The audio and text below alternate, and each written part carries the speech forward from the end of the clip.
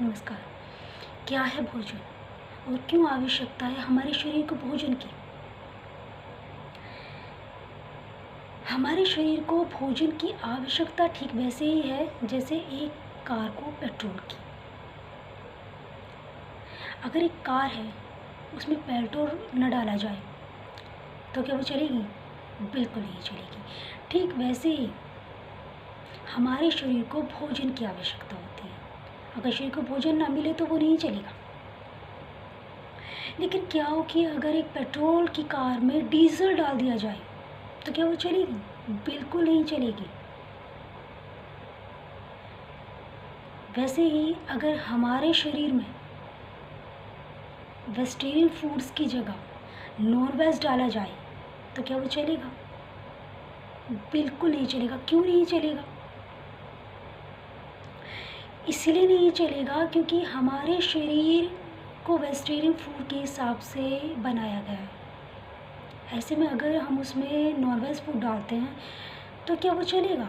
नहीं चलेगा। और अगर चलेगा तो धक्के मार मार कर चलेगा। तो क्या आप चाहते हैं कि आपके शरीर को धक्के मार मार कर चलाया जाए? आप बिल्कुल नहीं चाहेंगे। इसलिए आपके लिए आवश्यक है कि आप वेजिटेरियन फूड का उपभोग करें। अब कुछ व्यक्ति हैं, उनका मानना है कि अगर शरीर को वेजिटेरियन फूड के हिसाब से बनाया गया है तो इसमें दो तरह की क्वालिटीज़ क्यों हैं? दरअसल हमारे माउथ के अंदर हर्बीवोरस टीथ और कार्निवोरस टीथ है। ये कार्निवोरस टीथ है और ये साइड में हर्बीवोरस टीथ है। तो ऐसा क्यों? दरअसल कार्निवोरस टीथ का उपयोग आपातकाल की स्थिति में किया जाता है, इमरजेंसी में किया जाता है। अगर आपके पास वेजिटेरियन फूड उपलब्ध नहीं है किसी कारणवश तो ऐसी अवस्था में आप नॉन वेज फूड का उपभोग कर सकते हैं। इसलिए हमें ये कार्निवोरस टीथ दिए गए। कार्निवोरस भोजन कैसे करते हैं? सिर्फ काटते हैं। हर्बीवोरस चबाते हैं। तो हमारे अंदर वो दोनों ही क्वालिटीज़ हैं, काटने की भी चबाने की भी। लेकिन ज़्यादातर हम चबाने वाली पोजीशन में होते हैं। इसके अलावा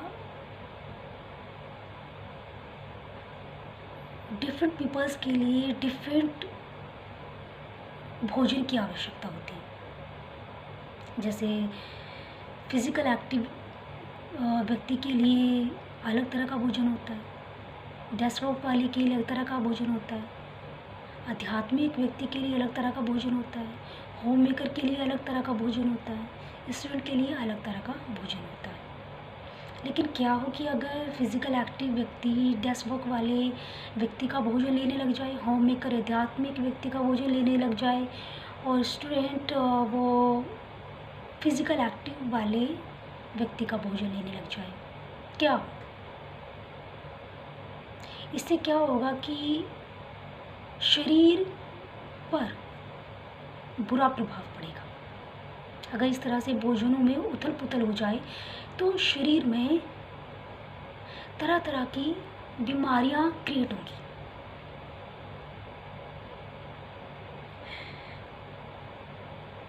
और इसके अलावा आपकी नींद पर भी इसका इफ़ेक्ट पड़ेगा।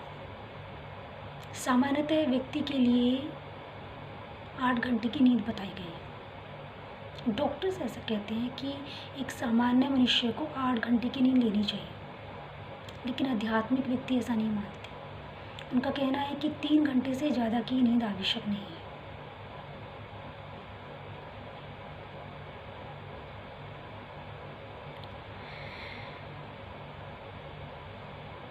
तो यहाँ कुल मिलाकर बात ये आती है कि नींद भी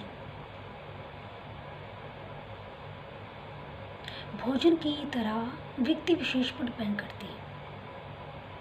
अगर आप फिज़िकल एक्टिव पीपल हो तो आपके लिए ज़्यादा नींद की आवश्यकता होगी शरीर को रिलैक्स करने के लिए।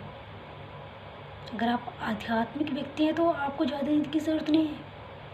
आप स्टूडेंट हैं तो भी आपके लिए ज़्यादा नींद की आवश्यकता नहीं है। आप होम मेकर हैं तब आपके लिए ज़्यादा नींद की आवश्यकता है। आप अगर डेस्क वर्क करते हैं तो भी आपके लिए ज़्यादा नींद की आवश्यकता नहीं है। इसके अलावा एक बात है कि जब हम भोजन करते हैं तब भोजन करने से पहले हमें भोजन को बड़े ध्यान से गौर से देखना चाहिए कि आखिरकार आज भोजन में है क्या क्या चीज़ें। क्योंकि ऐसा करने से आप अपने ब्रेन को भोजन के अनुकूल बना पाएंगे और जाहिर सी बात है ऐसी स्थिति में आप भोजन को टेस्ट के साथ स्वाद के साथ खा पाएंगे। दरअसल हम देखते हैं कि आजकल लोग भोजन पे ध्यान ही नहीं देते। भोजन करते हैं उन्हें ये नहीं पता होता कि उन्होंने आज भोजन में क्या किया, भोजन में क्या लिया, कितना भोजन खाया।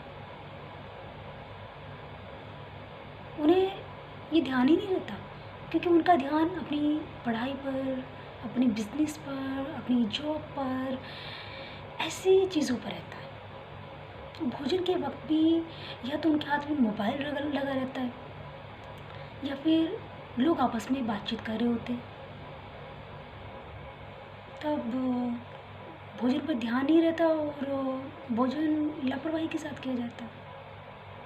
इसीलिए जब भी आप भोजन करें तब बातचीत करना बिल्कुल स्टॉप कर दें, मोबाइल साइड रख दें और अपने माइंड को, अपने ब्रेन को भोजन के अनुकूल बनाने की कोशिश करें। इससे आप टेस्ट के साथ भोजन कर पाएंगे, भोजन एक तरीके से कर पाएंगे और भोजन को लिमिट में ले पाएंगे। ना लिमिट से ज़्यादा होगा, ना लिमिट से कम होगा।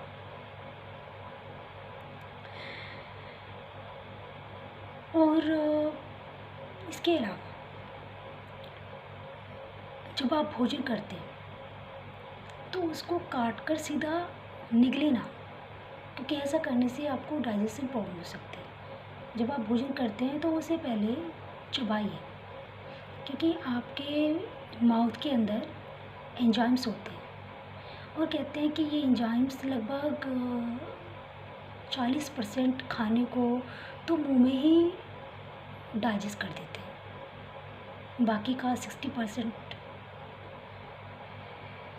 हाथों में जाकर डाइजेस्ट होता है। तो इस बात का आपको विशेष रूप से ध्यान रखना है कि भोजन करते समय लापरवाही ना करें। मैं आपको एक छोटा सा प्रैक्टिकल देती हूँ कि आप चावल के 2 दाने लें, उन्हें जीभ पर रखें। आप देखेंगे कि कुछ देर बाद चावल से कुछ मीठा मीठा आपको अनुभव होगा।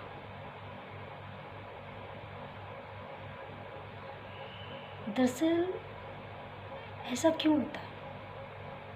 ऐसा इसलिए होता है कि आपके एंजाइम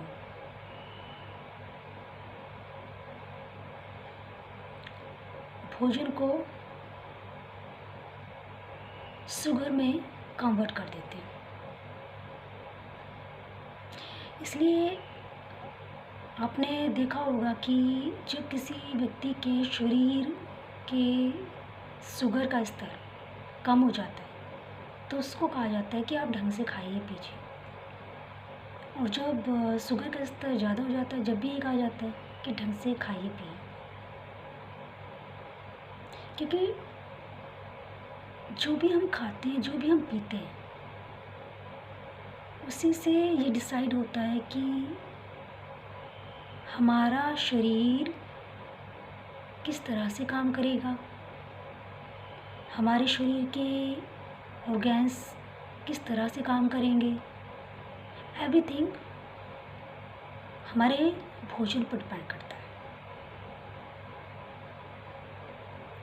इसलिए ध्यान यही रखें कि खाने में आप क्या लेते हैं, क्या नहीं लेते हैं।